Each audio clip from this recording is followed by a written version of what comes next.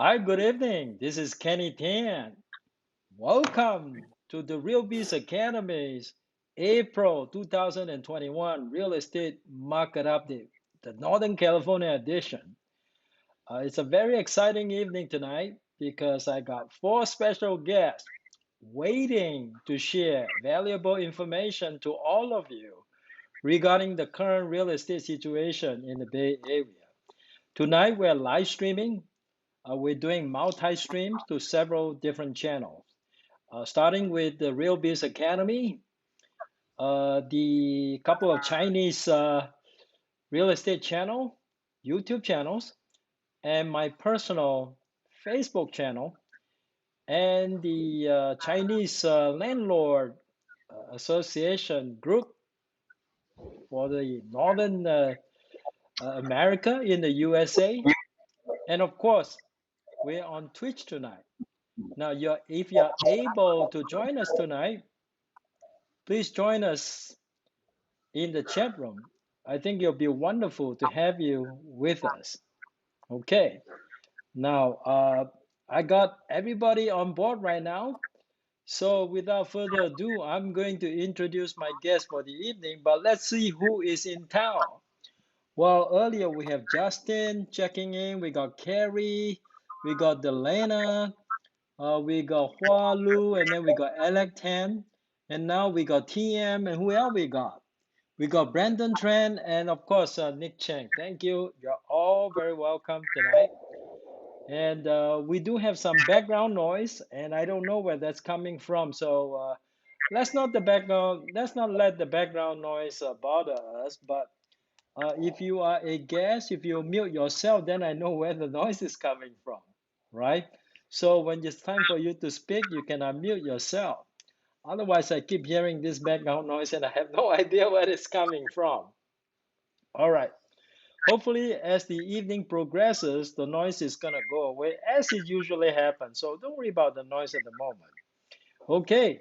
Now, my first guest is a very experienced real estate agent in the Bay Area, and she's been with Centamac Realty for the past close to 5 years. A very, very successful, a very, very uh, good real estate agent in the Bay Area. Well, Lily, why don't you say a few words to the audience and also give us a gist of what you're going to tell us tonight?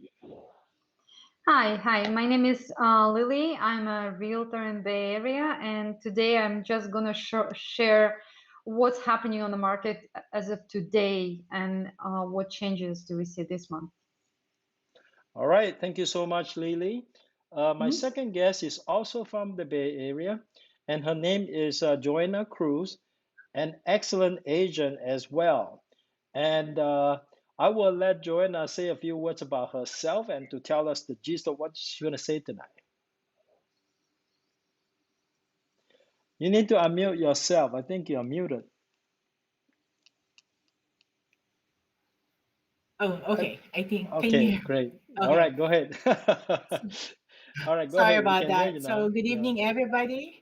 My name is Joanna, and I'm a real estate agent in the Bay Area as well, working along with Lily, Kathleen. So tonight I'll be talking about the market in Costa County. All right, Over thank you so to much, Ms. Christine. Joanna. And my third guest for the evening is Kathleen Xiang, an excellent real estate agent in the Tri Valley area. Kathleen, why don't you say a few words about yourself and give us a summary of what you're going to say tonight? Okay, thank you, Kenny, for having me here. Hi, everyone. This is Kathleen with Centamac Realty. I specialize in Tri-Valley and also surrounding Bay Area. Today, I'm gonna share some interesting numbers compared between Dublin in Tri-Valley and Fremont in East Bay. So to see the market updates, yeah. All right, thank you so much, Kathleen. My fourth guest tonight is Judie Xue. Judie is out of Sacramento. A very good agent in the Sacramento area, pretty famous agent among the Chinese investors in the Sacramento area. Judy, why don't you say a few words about yourself and give us a summary of what you're going to tell us tonight? Hi, Kenny. Very nice to meet you all here. My name is Judie. I'm a Santa Maria agent, Sacramento branch. Tonight, I'm going to do a brief market update so all our audience can be shared with the newest real estate information in Sacramento area. Thank you. All right, thank you so much, Judy. Oh, Tanya, welcome. Good evening to you as well. All right, let's start with Lily. Two of us is we're gonna just switch screen and chat a little bit. Well, now we got the full screen to you with me at the bottom talking to you. Now, I'm excited to hear what you're gonna say and tell us tonight. But before you get into tonight's content, how about you and I talk about your recent success in the Bay Area? How many transactions have you completed this year, and how many are impending right now? From top of my head, I think I closed 10 and one listing coming up and two or three pending. Two pending. Oh, all right. It's only April. She closed 10 already, so it's looking pretty good for her. Three pending and one listing coming up, right? Mm-hmm. All right. So you want to go to the slide, or you want to chat with the audience face to face a little bit first? Well, we can go to slides, so I have some reference. Yeah. Okay, good. Let's go to the slide. All right. Mhm. Oh, what is it? Yes. This is a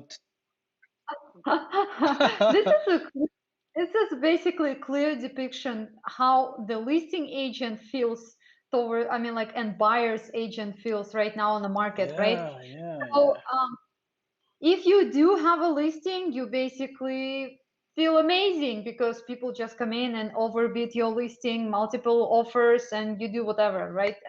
But when Yeah. you but when I represent buyer's agent, I mean, like, buyers as an agent, it's really, really hard actually.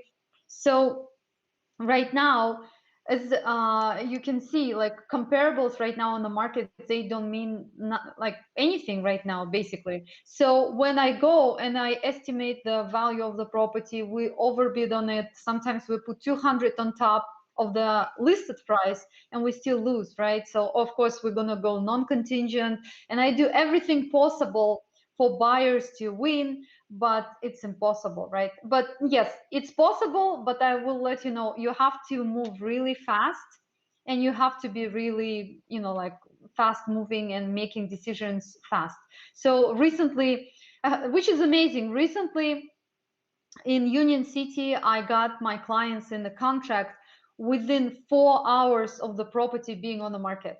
So 4 hours it was on the market. We went, we saw it, we submitted preemptive, very strong preemptive, non-contingent. In Oh, four wow. hours, I've been in a contract, and it's like my lender, he actually called this listing agent about 9 p.m. We've been like communicating at 9 p.m. with the sellers and past that, and we signed like around 9-10 p.m., which is, this is the only ways potentially you can get. You need to get your I mean, like, offers as accepted. You need to move really fast, right, if you like the property. Basically, yes, it's funny, but it's kind of, like, I'm Hello, on the boss. May. Good evening. Good evening. Welcome, welcome. Well, say hello to May, Lily. Hi, May. Hi, May.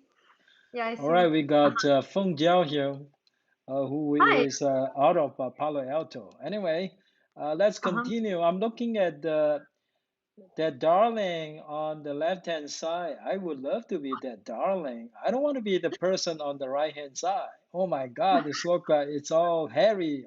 It sounds like the hair is all standing up. Oh my God. So, but you know what?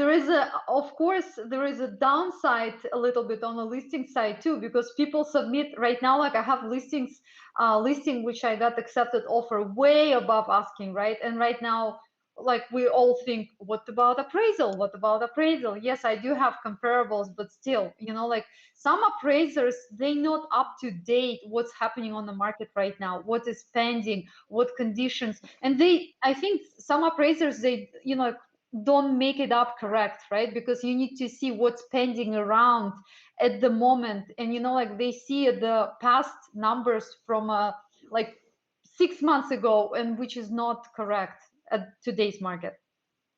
Okay, now I was just curious that you said that the property in Union City was on the market, and then 4 hours later you're in contract with the seller. In other words, uh, it must have been a very persuasive offer.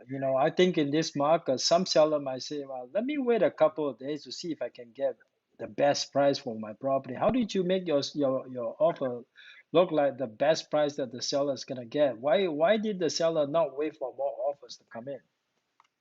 Well, first of all, we had the non-contingent, right? So we took all the terms out basically, and then the price was way over, like over listing price, of course. So in comparable, yeah, I explained to my clients there is might be like a little difference in price, which it would not appraise, and they say it's okay, it's okay. So because I know an average this house can go for up to much higher than we submitted, right? So and how I how I Hello, good persuade. evening, Kevin. Bay Area just got crazy. Yeah, it's actually crazier than Southern California. I would say that. Yes, yes. So the way I persuaded this property, right?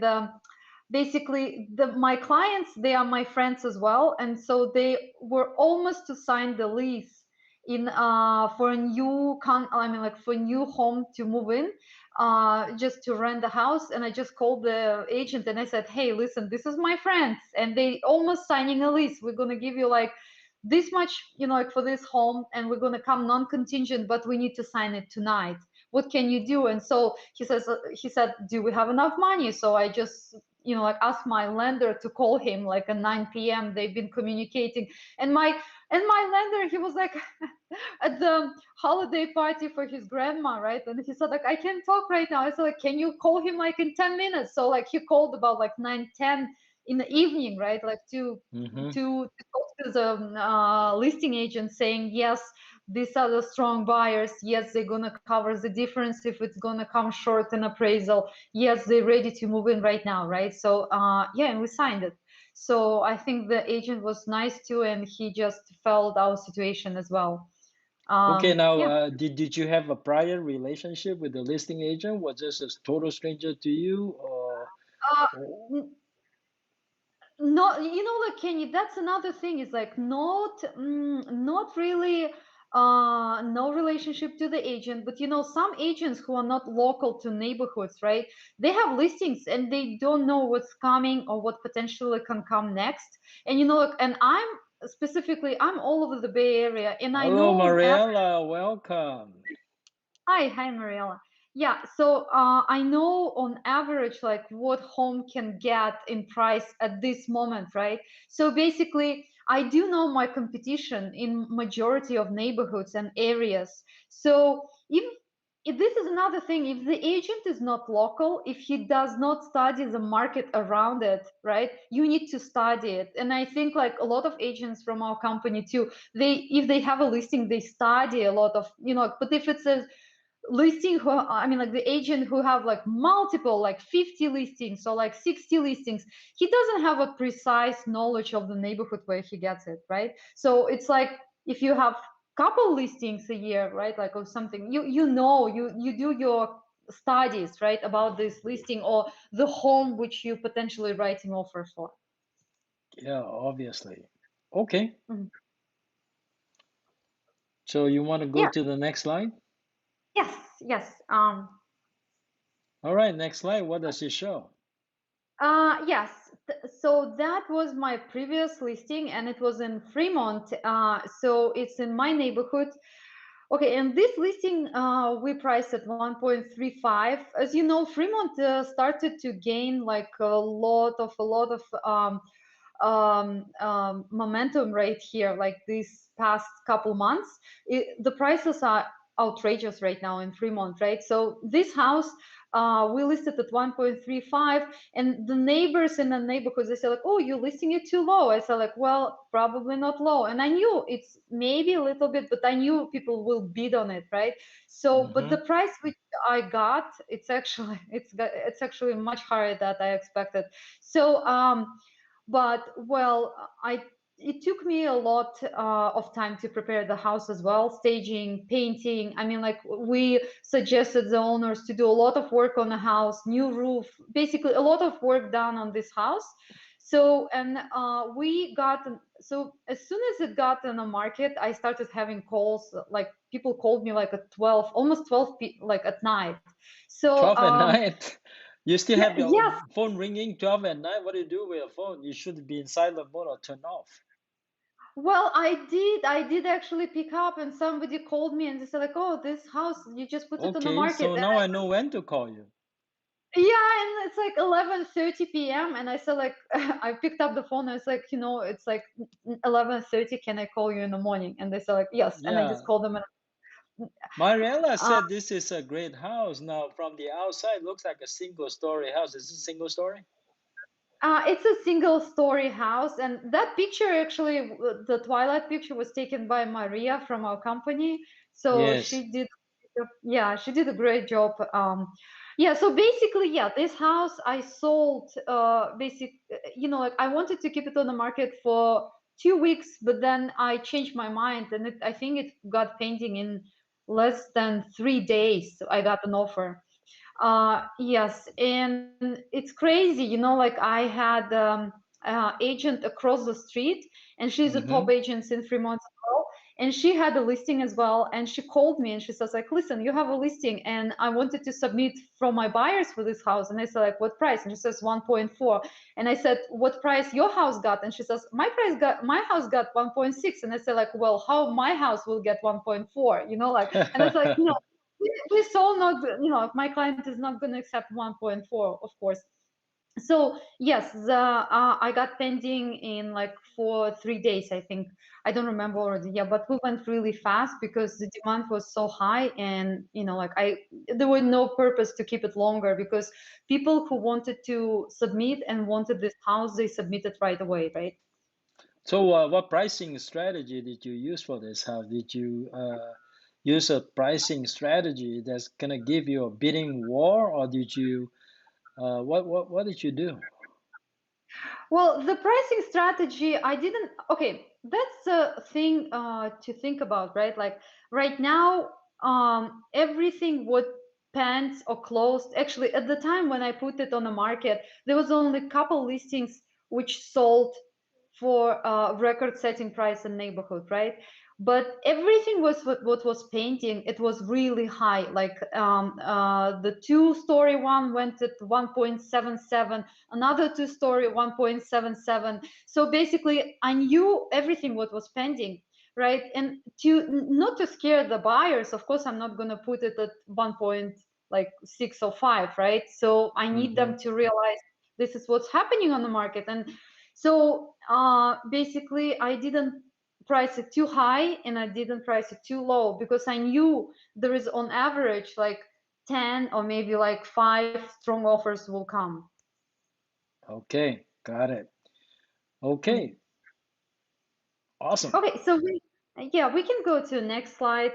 Okay, next And I slide. actually, yeah, and I actually have another listing coming up in Fremont, in Irvington High area. So it's a very nice house as well. So, but I'm gonna share it later. Yeah, so a little bit about San Jose market right now. What's happening in San Jose? Like, if you look at the numbers, right, we would see what inventory changes we see, right? Like inventory grows slowly, but it grows, like more and more listings show up, but there is still a lot of buyers on the market, right? The market is not cooling off. It's not, and like, so the buyers are hunting for single families, and they go moving really fast. As you see, like on average, homes started to sell even faster than the last month. Median days on Okay, we market. So 8 eight. days versus 12, right? Yes, yes, and I mean it's just estimation, but I'm pretty sure some homes, yeah, they go within a week You know, like some cases, most of my clients whom I win the offers are like winning offers, I submit at the same day. As soon as the house hits the market, I submit really fast, and I try to negotiate with agent and trying like to do everything for them to accept it at the same day. Otherwise, I know we probably don't have a chance to have it, you know, to win it. Now, this data that you shared with us is for all the homes or just single family residence? Only single family residences. Yeah, I don't show condos since I'm mostly just made my slides for single family residences. Condos, yes, some areas you can negotiate, some areas you still, you know, like condos still sell as well, and people bid on them as well. It's just not as high as on single families. You know, in San Jose, overall, how's the school district over there? Do they have really good school district in some areas and average or so-so or below average school district in other areas? Some areas are nice, like we have a Blossom Hill, Look which who people, is in town. Jin Valley. Hi, hi, hi, Jin. Jane. Yeah, who will be talking to us in a couple of weeks about the San Diego market. But I'm just curious because I did have a buyer that was looking for a single family resident, but their budget it's only around 800,000. Which part of San Jose still has a SFR that can sell for 800K? Well, on the 800, it's impossible, but you can probably try to target East San Jose and maybe some parts of South San Jose, but 800 is very low. On average, I would say lower priced homes would be at 900s, and then you have to aim 1 million above. Yeah, I felt Yeah. bad about. They did have a few listings once in a while that show up on the market about 800,000. But for those properties, you would expect them to go really fast as well. Yes. Single family Yes. residence actually sells a lot faster than condos. Yeah. Everyone tries to get a backyard. Everyone tries to move out of the city. So it's a big thing. It's in a big move in community, right? So Yeah. people from work from home, and you know, like I actually had the one client, not a client, but he's a friend, and he just shared he moved from city to suburbia, and he said, wow, it's so nice here. I'm just riding my bike and it's like on vacation. So you know, like, so for people moving to suburbia from city with kids, it's a big thing. Okay, I see one other thing on your stat that's interesting. Now it says percent distress is 0%. That tells me that if you're looking for a property under foreclosure, currently there's probably zero to none. I mean, it's basically zero in San Yeah. Jose. So no deals, no deals. It's just uh, properties that are sold not in a distressed situation.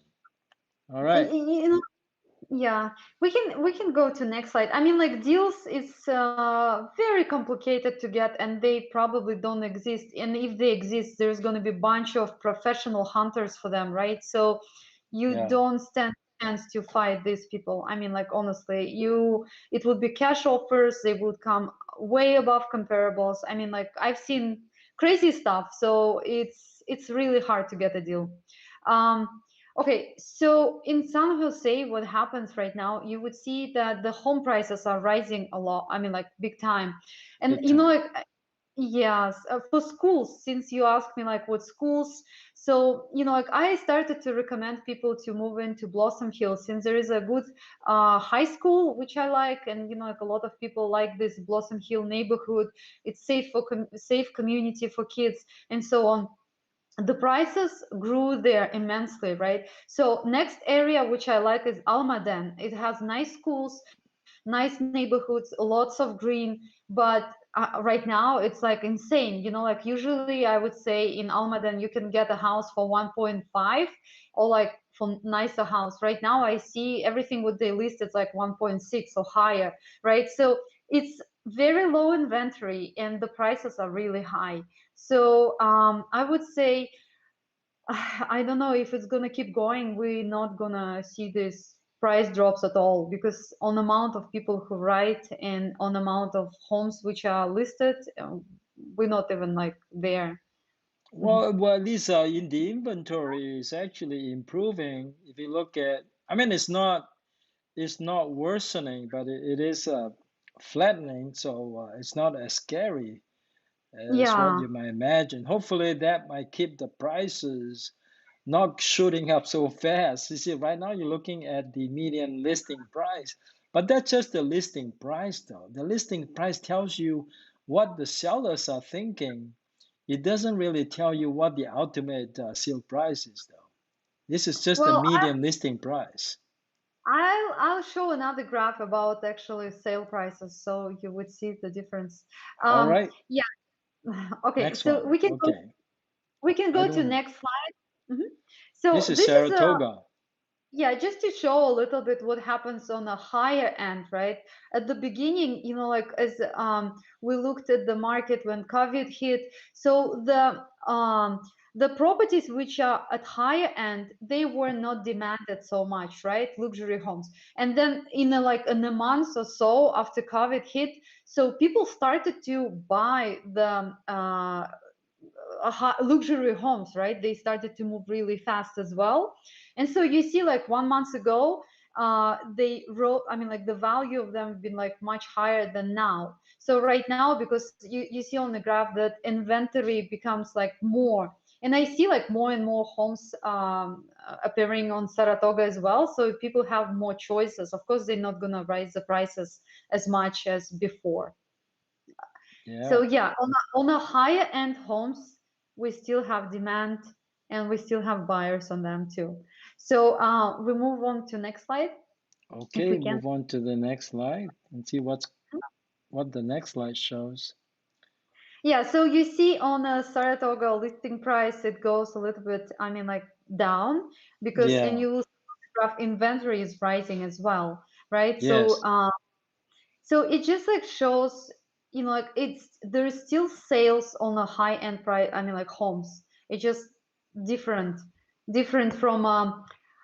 I think like people still can afford like up to, like on average, right? Since we have a mortgage changes to 822 of the conventional, right?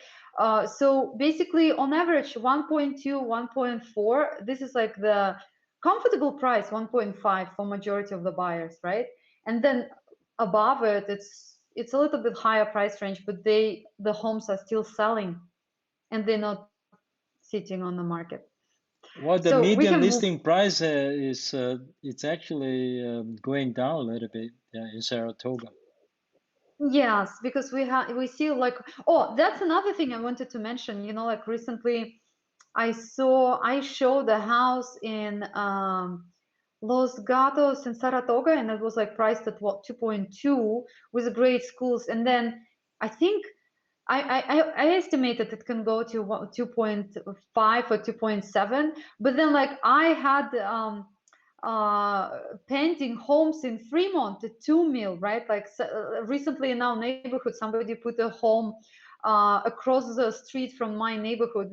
They put it on the market like at 1.8, and this is not the very best neighborhood of Fremont, right? So we I don't know, like I'm seeing these differences in prices. I mean, like in prices in Saratoga and Fremont in price wise catching up like some areas of Saratoga, which doesn't make sense. Like Fremont never was so high in prices as now, which Mm. is crazy. But Fremont is a very good city for commute. It has a lot of good infrastructure in here, like good for families, right? We have lots of parks and so on. And I think people who realize commute, like they understand that Fremont is a location to be, like I mean, like commute wise. Pretty central, I would say. Yes, Fremont, Union City, Newark, all three. Okay, and the next slide, Where there's no more next slide. I think oh yeah, there is next slide. Santa yeah, yeah, Clara County. All right, tell us about this one. And see, that's what we talked about, listing price and the price at what they closing at, right? In January, you can see it was like 104%, right? It's like 4% above asking in Santa Clara. This is actually single family homes in Santa Clara County. So in February, everything was closing at 6% above listing price, right? And in March, it was 9% above listing price. So it's on single family homes. And if you look in Alameda, next slide will show Alameda. All right, let's look at Alameda. And this Or is what Alameda. yeah, Alameda, well, I don't see what's at the bottom, but you see the difference. In January, I don't see the number on my screen. But in February, we had like 11%, and March, we have like 14% above listing price. So this is a big growth in all cities. Well, things are going crazy in Hayward, I heard. Yes. Okay, Hayward, that's Hayward. why, yeah, that's why the sale price versus listing price for Alameda is about close to 113, 114% versus Santa Clara, which is a smaller number. Yeah, yes.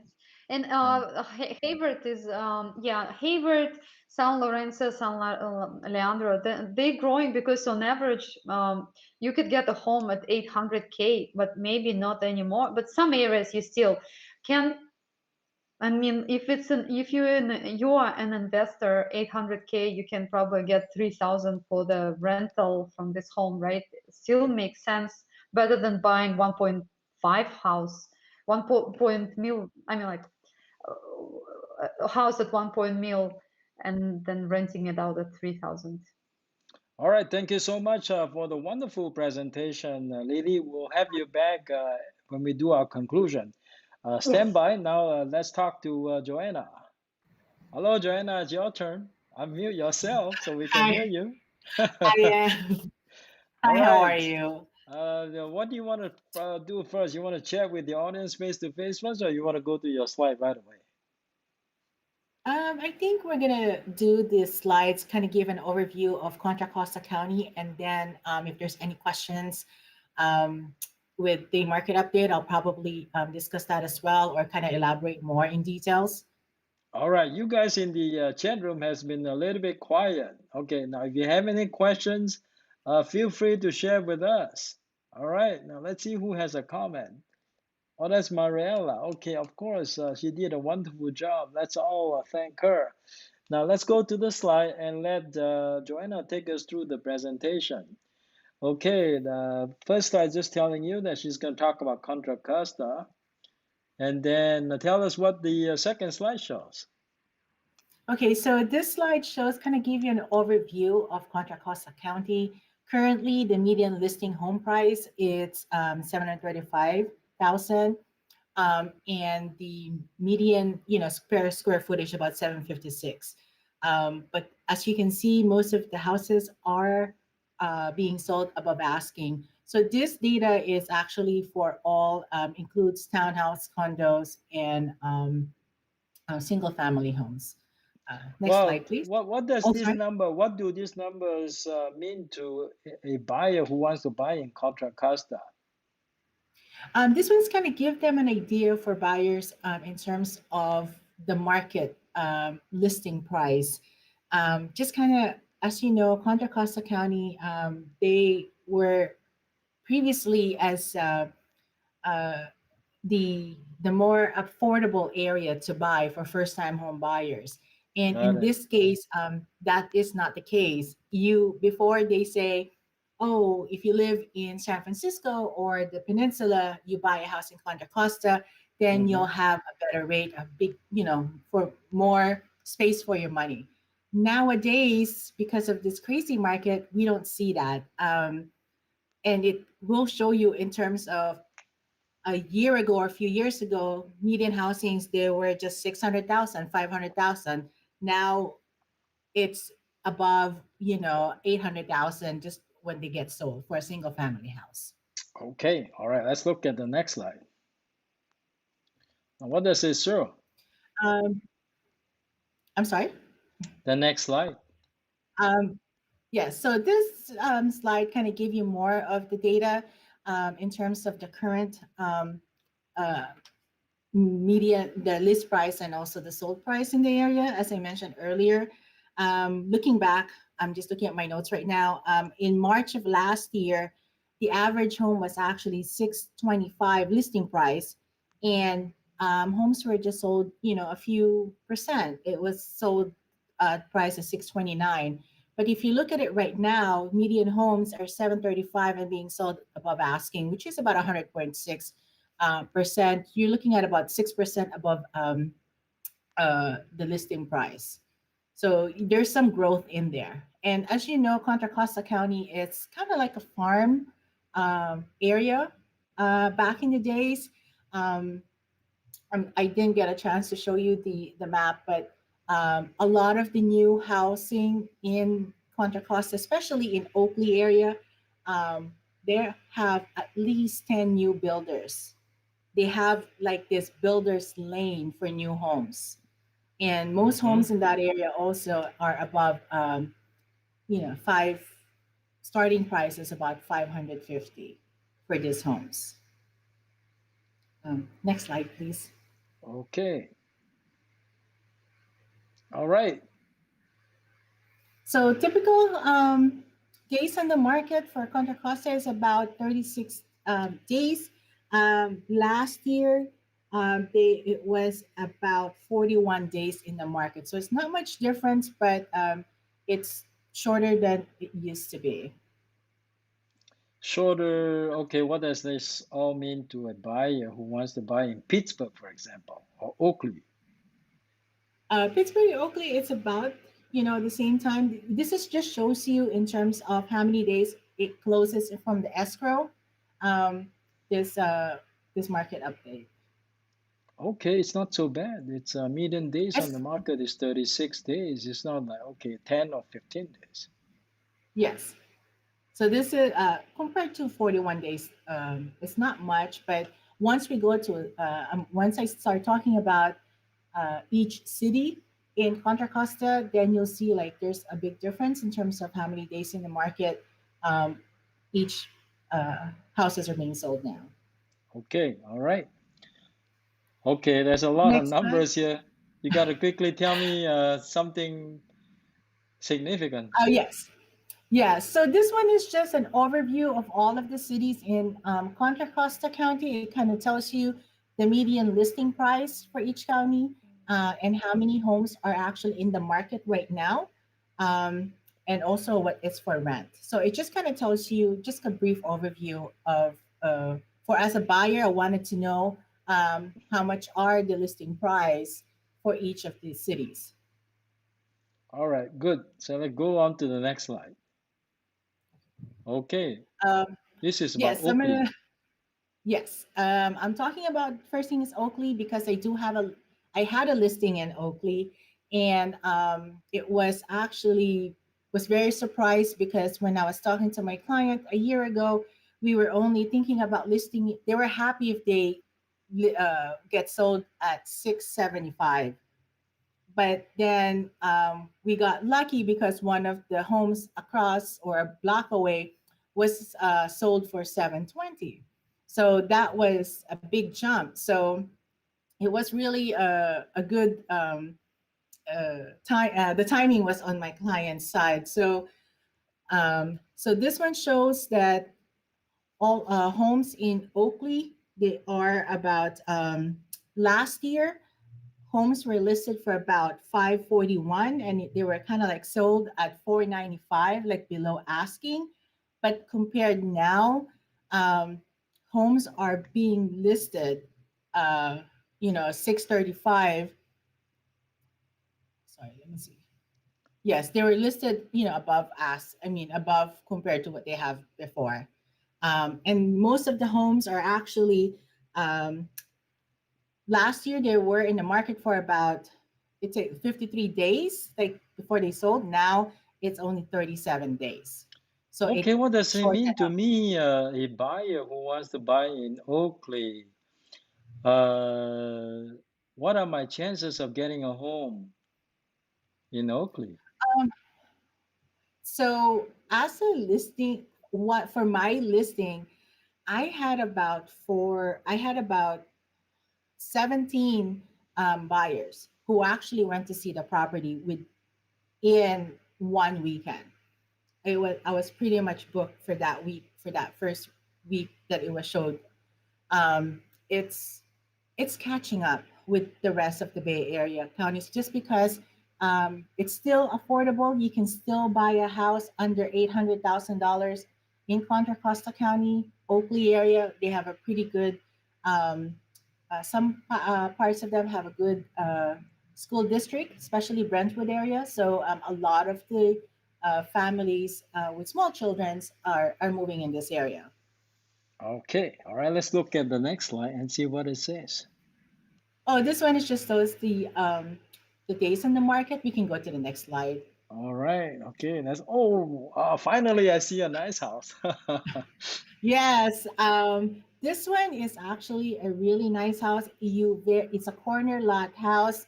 It's a 5 bedroom, and we listed it for 720, and we got above asking for this one. Um, it's very rare to find a full bathroom and a bedroom on the main level of the house. It's an older home. It also has solar, so it was actually uh, it's a really nice house for a big family. So, Okay, well, that's wonderful. Okay, let's look at the next yes. one. What's this one? Okay. This is So Pittsburgh. yes, this one is just a brief overview of Pittsburgh area. As you can see, like everywhere else, everything is being sold above market pricing. Um, you still can get I mean affordable homes in this area, but they go quickly just because a lot of people are staying out of Alameda because it's just so competitive. I think I shared in our group um, that I think I wrote my sixth offer in Hayward, and listing agents are getting 32 offers and way above asking. Um, And the biggest concern that the listing agent right now, when I speak to them, is how is this gonna go with appraisal? So they're looking for um, offers that are willing to pay the difference, and I Well, think that's it. no, That's the key now. okay. Um, I think buyers have to start thinking outside of Hayward right now. Forget about Hayward for a little bit. yes, All yes, right. and that's what we're steering them away. Another market update for Antioch area. As you know, Pittsburgh and Antioch, they have some pockets of good and bad areas because they have the old Pittsburgh and the old Antioch area, but the housing prices have gone up tremendously in this area as well. Okay. All right. Next slide, please. I Sorry. think oh yeah, you got a couple more. Okay, let's look at the next one. Okay. Yeah. So I'm Brentwood. Oh, just what's gonna go going on by. with Brentwood? So Brentwood area, it's kind of like Daly City and South San Francisco in the peninsula. They're very close by. Um, and the school district in this area is very nice. A lot of people who can't afford Pittsburgh, Bay Point, Antioch area, they're moving into Brentwood, and they're moving into Discovery Bay because they don't have Brentwood. You already have the bidding wars, but on my next slide, the Discovery Bay, you Yes. still have a good chance in getting these homes, but you're going so inland with this home. So really, it's a quite a commute for um, buyers who actually works in in San Francisco or in the peninsula. So it's quite a way, but they're willing to go that far because uh, it's still easy to buy and it doesn't have that much bidding wars. All right. Thank you so much, Joanna, for this valuable information. We'll have you back at the conclusion. Stand by. Okay. So let me give the opportunity to Kathleen, who's looking down at her cell phone. Are you unmuted? First of all, you're gonna mute yourself first. Well, let's see Yes, who's here. Oh, Mello. Mello is here to cheer for his wife. Hello, Mello. Yeah, of course, a good husband will cheer for his. Oh, who else is here? I got Maria over here. All right. Maria, hey, thank you for showing up. hi Appreciate it. Maria. Okay. All right, Kathleen, why don't you go ahead and go through what you're going to tell us tonight? You want to start with your Yes, slide? slides. Let's All right, go, slide. Okay, Costa. All right. slide. All right, let's go ahead and give us a Tri-Valley market update. Okay, Yes. go ahead. Basically, I have the topic Tri-Valley, but I'm gonna compare Tri-Valley, Dublin, and then East Bay, Fremont. So for this first slide, it shows in Dublin, the average sale price in Dublin has increased 37% from the same time last year. It reached almost $1.49 million in Dublin. So it's a big increase. Okay. Yeah, and let's move on to the next slide. Next slide. Yeah, the average dollar per square footage sold in Dublin area is 646, and it also shows an increase of 24%. So these two numbers showing a very strong market in Dublin at this moment. Oh, wow. It's pretty hot in Dublin, just as Yeah. in Hayward. The East Bay is pretty hot, including Fremont, all those areas. Yes. I think you need to go to Contra Costa if you wanna buy a home that you Not can. in Sacramento though. I know Sacramento, Danville are super competitive as well, just like in Dublin, because they are also in the Tri-Valley area. So maybe you Okay. need to go a little bit further. Yeah. Yeah. All right. So Okay. what else are you gonna The share previous with number us? is 112%. That's the sale price to list price ratio. That shows how competitive the market, the buyers are putting in offers.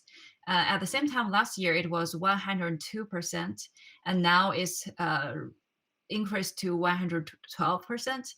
And that's actually based on a very positive market already. So the sellers put the listing price, I think, should be higher than before, because they are I see all the listings they put on market based on the comparable sales, maybe the one just being sold in the neighborhood, and they use the sell price at the listing price. And not surprisingly, but every time the buyers will overbid that price. So this 112% is very a strong number.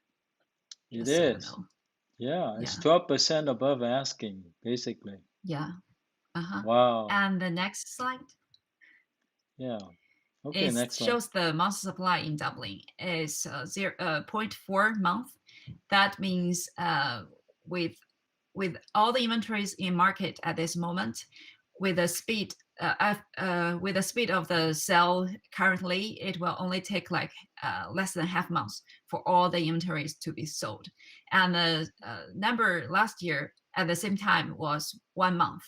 So it shows the supply is still very low, while the demand is still speeding up. Okay, share with us before we go into the next slide. The next slide is about Fremont. Yeah.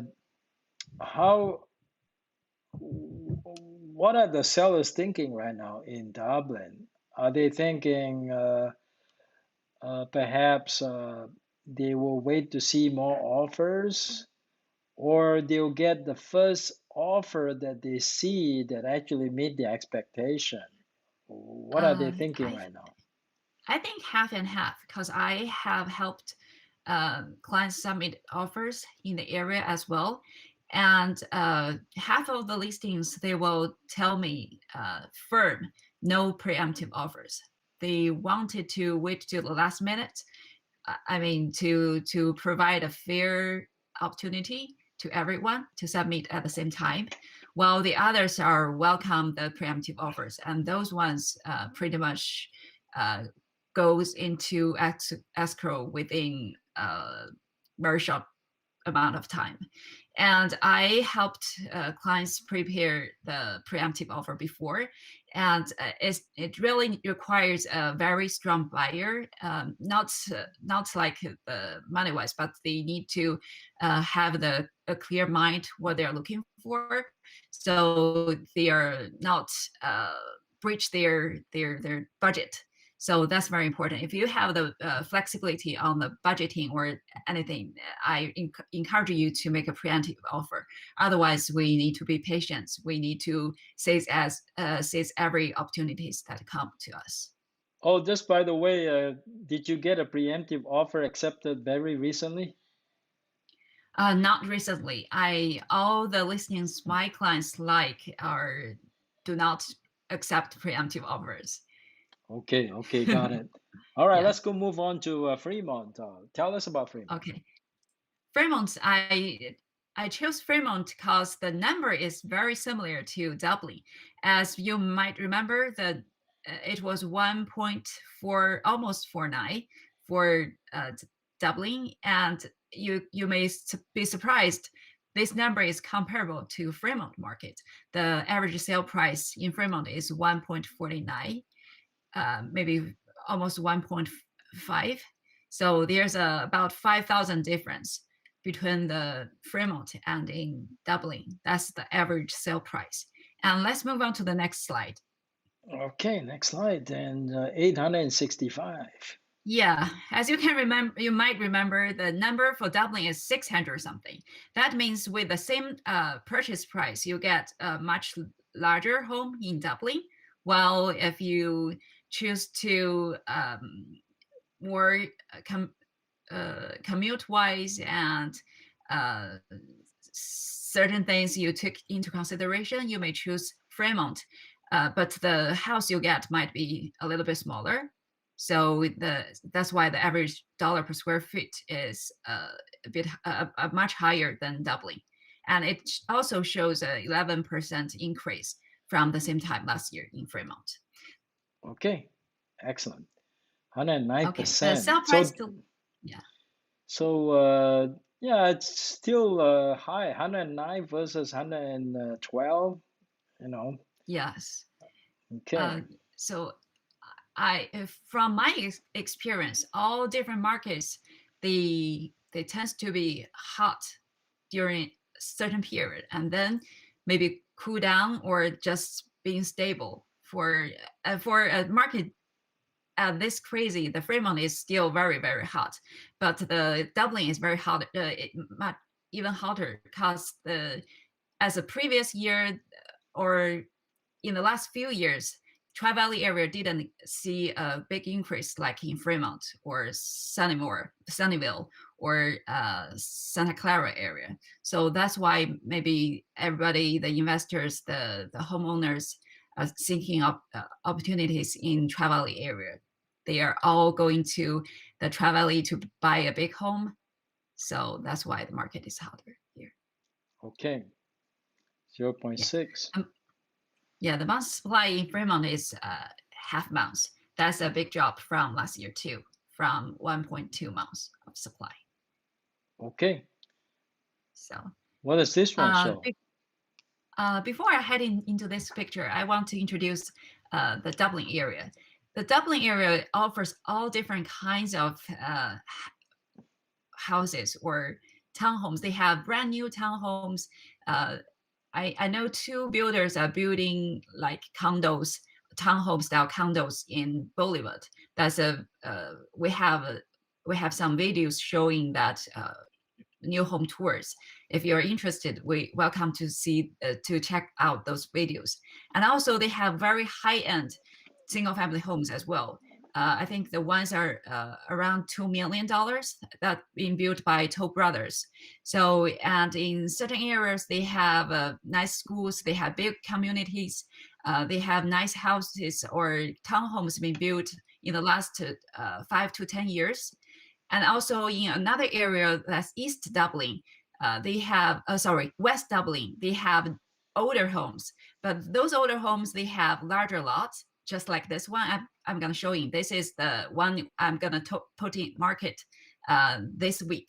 So it's a 3-bedroom, 2-bath, and the total square footage is a little bit over 1,000. But the lot size is almost 7,000 square feet. And you can see the sellers put in a lot of work, hard-earned work in this property, and it shows beautiful. This is the living room. Yeah, it looks like a nice living room. Yes. And the next slide is just showing some more details about this home. This is dining room and the very bright open area on the right. So did this one hit the market already? It will be hitting market in 1 or 2 days. Oh, okay. Well, you know, maybe if you contact Kathleen now, you might have a chance of getting it. Yes. We just finished staging today. Okay.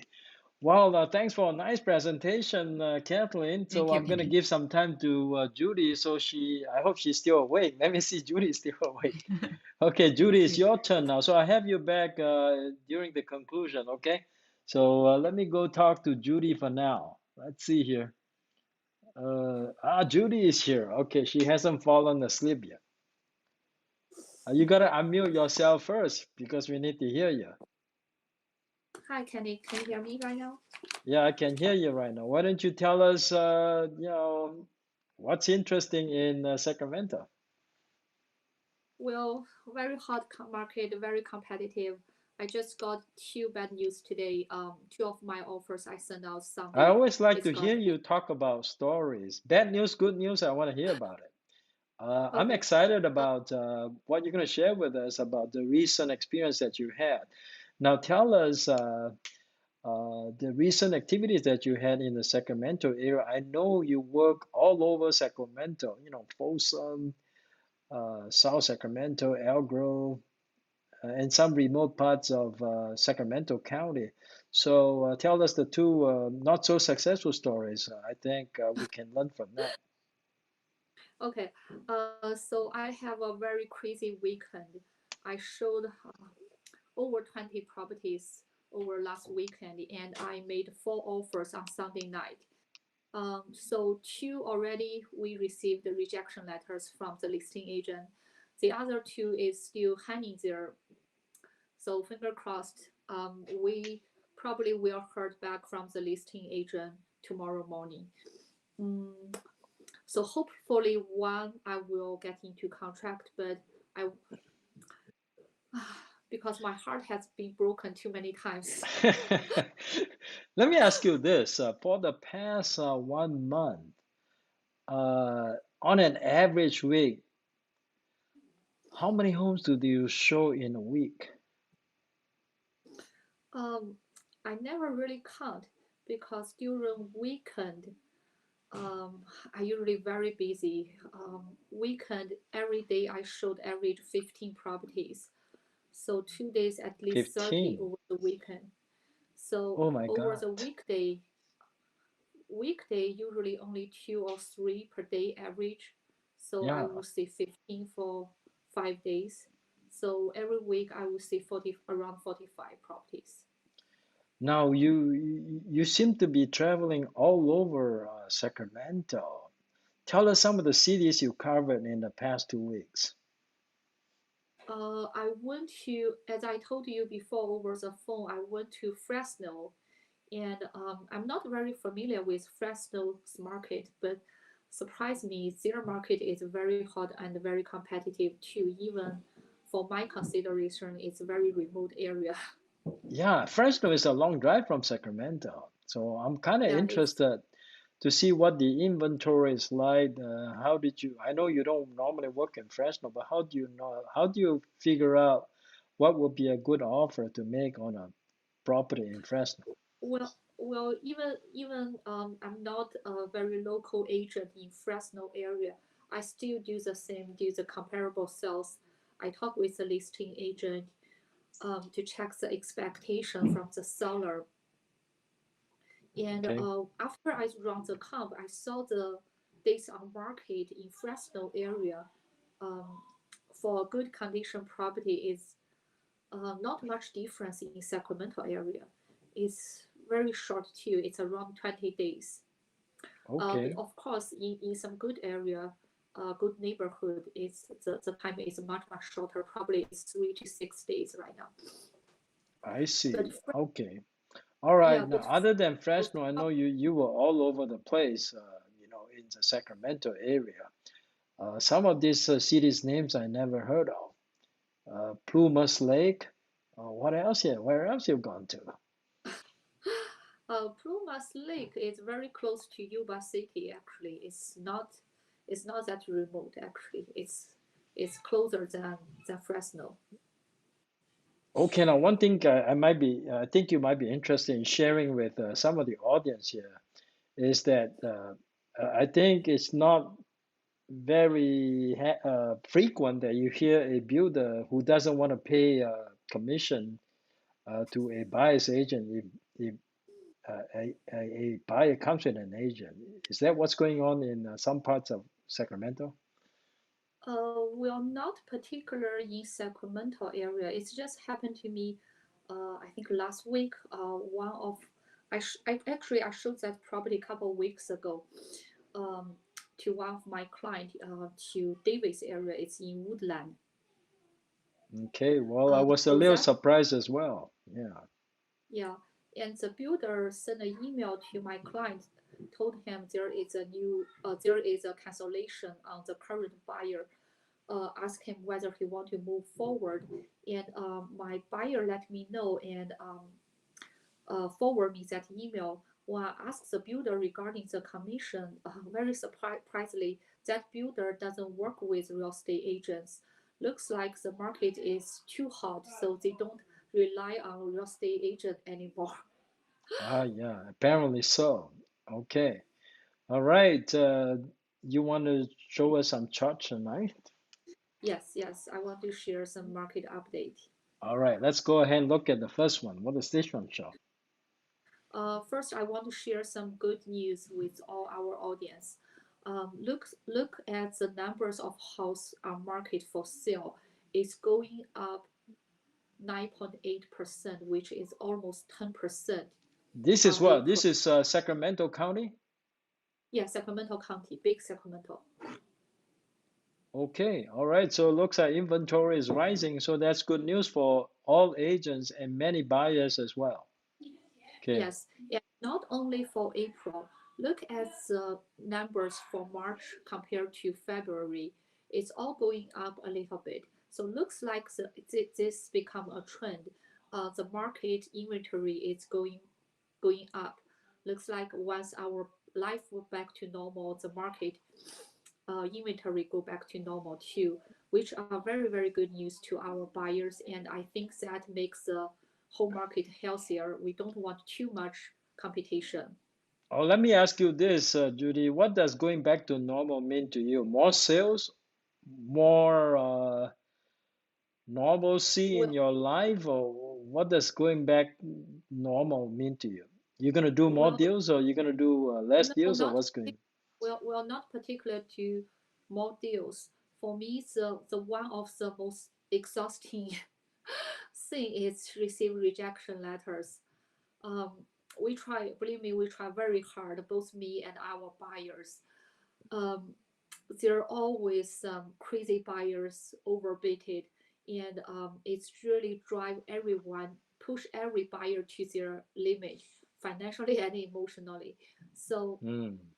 I work with a lot of investment buyers to do investment properties, and most of the time, investment buyers are more reasonable, and even during the bid war, we calculate the cap rate first, and we see the house condition, and we do all the math, calculate all the numbers before we move forward to send a number, and because right now we compete with buyers for primary to purchase their primary home, and these kind of buyers, um, they don't care whether it's a little bit overbid. They don't mind to pay extra 10, 20,000 to win their dream house. So in that case, our most of the time our offer got rejected. Well, it's worse if you represent investor buyers because investor buyers watch their pocket more than owner-occupied buyers. Yes. So that kind of situation is not a good market for the investors because we lose all the time to buyers to purchase their home. So for Okay. me, back to normal is I think the seller like competition, but it's really hurts the market. And for the investor buyers, they don't want to see that much competition. And Well, if the actually, I have a different thought on what you just said. The seller loves competition. Some sellers just want to get the price they want. They don't want to be dealing with so many different offers because out of so many different offers, how do you know which one is best? Best doesn't mean you get the best price, that's the best offer. yes, that's true. Most owner-occupied property for sale, I think some of the owners just want to sell the property in a reasonable price. They don't want Exactly. to see the property back to normal or back on market, and strangers coming in and out of their homes. Well, So I like the first chart that I see so far. Let's look at the second chart. What okay, does this one show? no surprise, the market keep going up. The average sold price going up 10% compared to last month. And we look at the March numbers compared to February, it's going up 3.9%. So 3.9% is not as bad as the Bay Area, though. I mean, the Bay Area is actually worse than the numbers that we're seeing in Sacramento. yes, I know Bay Area is way more competitive than in Sacramento area. Okay. All right. Let's go ahead and look at the next chart. What does this one show?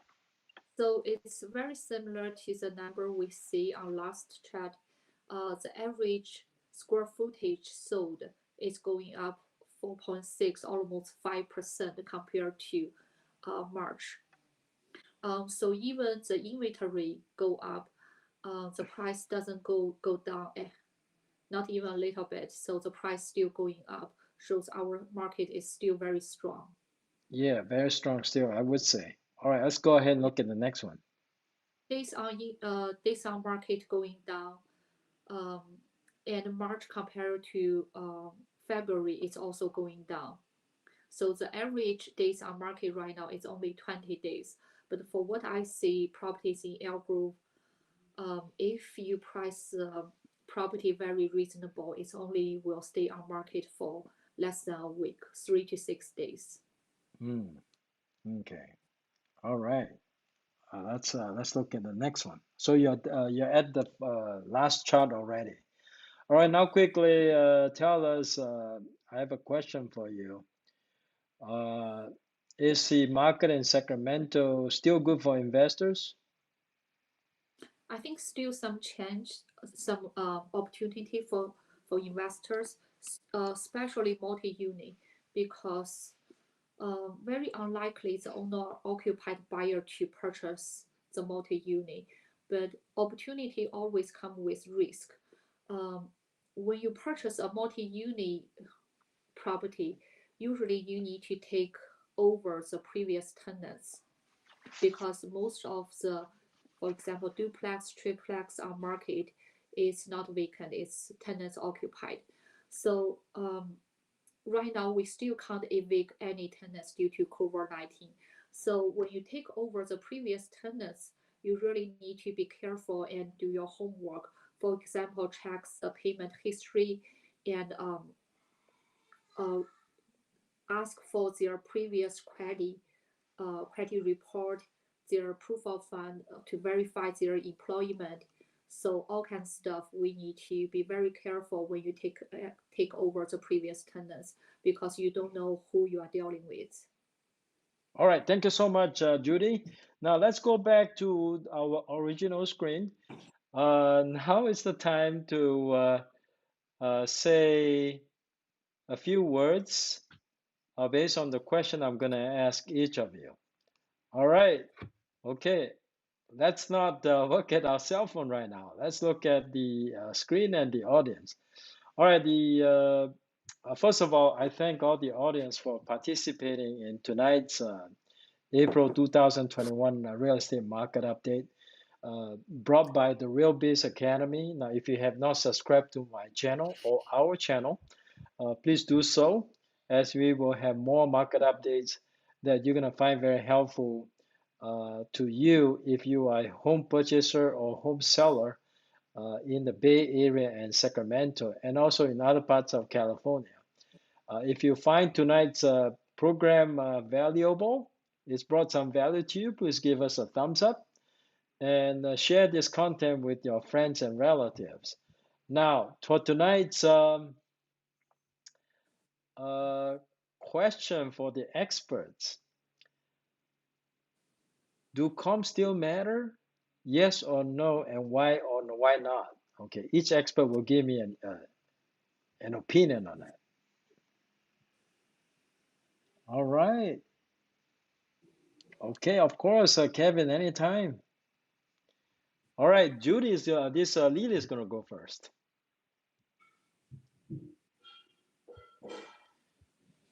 You need to unmute yourself. Hi, sorry. Okay. Yeah, on the comps, if the comparables do matter right now, I think comparables mean very little right now on this market. So what happens right now, on average, people overbid for single families, right, in Santa Clara, Alameda County, and average prices. I mean, like, I put offers at 200 above. I put offers at 100 above. It doesn't matter what price you're gonna put. There is always, or maybe not always, somebody gonna be higher than you, right? And compare, you know, like I usually really good with my numbers. I know at what value property can be valued at by appraiser. And right now, what I say to my buyers, I say like, hey, I know this property is pending at this price, this property is pending at this price. So it might not appraise to full amount which you're submitting at, and we have a difference. Are you okay with that? And they say, yes, we're okay to take this risk, and we're going to submit with this risk. And so this is just how the market is, and we need to understand, like, sometimes 50K difference, it means nothing, like, at this market. Like, I mean, like, Okay. the question is, do you want to run around for longer and get outbid for many more months, and then the prices keep growing more and more, right? All right. Okay, listen to Lily. All right, next we have Jhoanna Cruz, who's going to give us her expert opinions on whether comps still matter in this market. Do you still look at comps? Yes or no? And why or why not? I still do look at comps just to have like a starting point to show to my clients that, you know, this is, I use the sold price as my comp instead of the listed price or pending price, because in reality, all homes are way above asking. So at least they have a reality check in terms of what would be a good offer. You know, we're still going to have those first time home buyers that are still hoping that they're still going to have a good deal. But unfortunately, in this market, we don't see that. All right, now Kevin has a question. He said, for this Yeah, moment, will escalator clause help? Now, as I, you know, I can Kevin, help with not that question. okay. I think Kathleen is going to answer that. So why don't you answer that, Kathleen? Yeah, actually, I submit an offer with escalator clause. I think we closed a couple of weeks ago, and I kept communicating with the listing agent from the day it put on market. It's actually because it put on market on a Friday, so it took a little bit over one week until we got our offer accepted. Actually, they do not accept a preemptive offer neither. So I kept communicating with him, and I called him after we submit the offer and made minor changes. And then I also put a escalator clause just to be safe. And he was like, I had an offer in hand higher than you. I like the love letter. I like how you show your efforts for your clients. So he said, never mind, I won't use that escalator clause, even though you put it in there, even though I may got another $5,000 on top of that. It's just helps to show your clients that they are very serious. They like the home so much, and sometimes you, even though you put it there, you can still save that money and get the offer.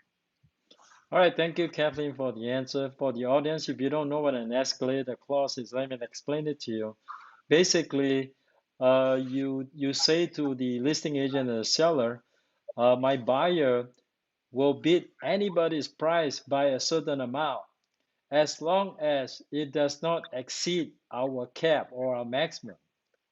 And if it's uh, whatever the highest offer is, we just want to bid that offer by a certain amount, subject to a cap. Okay, that's what an escalator clause is. Now, Joanna, I'm sorry you got interrupted. Were you done, or you gonna finish what you're saying?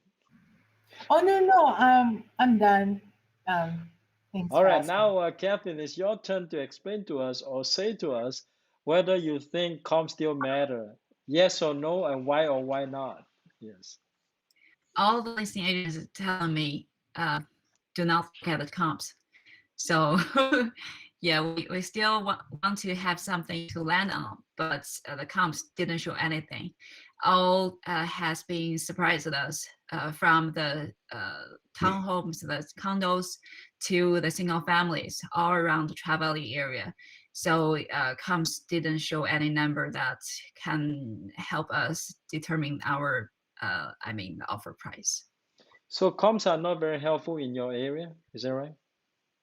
Yes, no. Even the listing are saying they're crazy. It's way above the comps. All right, Tri Valley, you all heard that. Okay, Judy, why don't you tell us if comps matter or don't matter in Sacramento? Well, I do still pull comps, but only as the bottom line. So right now is the bottom line doesn't matter. The matter is how high you want to go and how high it can go.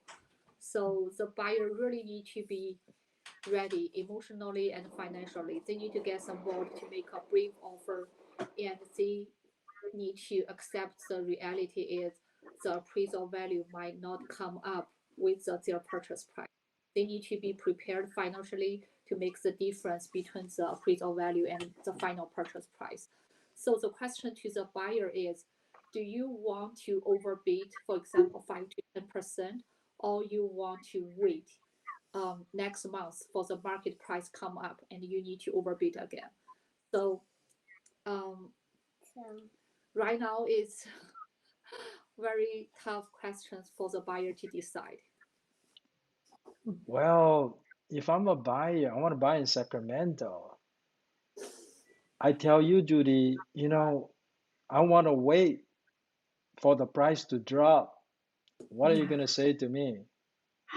Well, that's your decision. If you want to wait, my suggestion is keep waiting. Don't change your mind 6 months later. All right, that could mean a long time before the price will come down. Uh, My- can, Yeah, go ahead, Lily. Yeah, I just want to add my thinking on the market right now, right? So basically, we have a big shortage, right? So I talked to one person who works in finances. She says like a lot of companies right now since January they've been bought by other companies in Bay Area. So all these people whose companies are purchased, they have extra cash, which is not, it's not money which you earn. It's just money which just appeared in your pocket, right? So for Yeah. them to overbid 100K, 200K, it's like nothing. It's not number Mm. one, right? And then shortage, low interest.